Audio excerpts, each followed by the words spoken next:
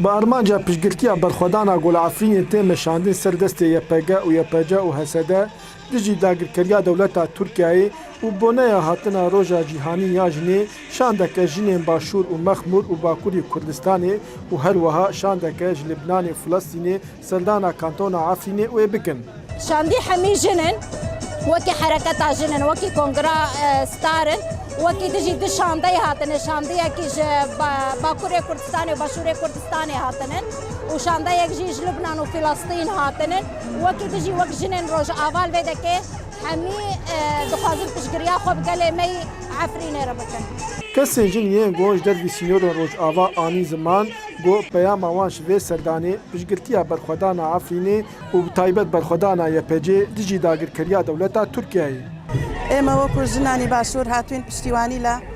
بەرخۆدانانی ئەفرین ئەەکەین هەروەها هاتوین بە مناسبەتی هەشتی مارسەوە لێرە پێرێزبایی لە هەموو ژنانی ئێرە بکەین و لە هەموو ژنانی هەر چوار پارچەی کوردستانیش.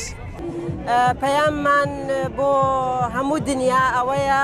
ئێمە وەکو ژنان لە هەر چوار پارچەی کوردستان هاتوین ئێستا لە قامی شلۆین بەڕێ ئەکەوین بۆ ئەفرین ئەمانەیە هەشتی مارس ڕۆژی تێکۆشانی ژنان ڕۆژی ئاشتی لە ئەفرین پیرۆز بکەین لەگەڵ گەلی خۆمان لە ئەفرین بۆ پشتیوانیان بۆ ژنە تێکۆشەرەکان بۆ یەپەژە دوێنێک شاندێک لە باشووری کوردستانەوە شاندی ژنان هاتینە ڕۆژئاوا ئێمە هاتین لێرە هەشتی ئازار لەگەڵ ژنانی ئەفرین پیرۆزکەین کە ئێستا لە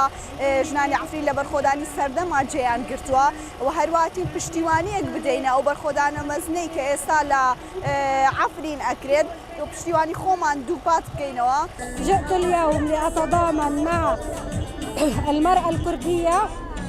پاڵپشتی خۆم بۆم بۆ نێ دووپاتەکەمەوە کە بۆ هەشتی مارس بەڕێوە ئەچێت چونکە ئەو ڕۆژەی کە ئێستا گەلی کورد پێ ئەڕوات هاوشێی و ڕۆژی فەڵەستین و هیچ جیاوازیەکی نییە. Şandên jinên yên got wê serdana kantona Efrînê bikin wê jinên Efrînî re roja heştê avdarê vejînin weke peyameke piştgirtiyê ji berxwedana Efrînê re û bi taybet berxwedana YPG. Dara berekat Kurdsat News Qamişlo.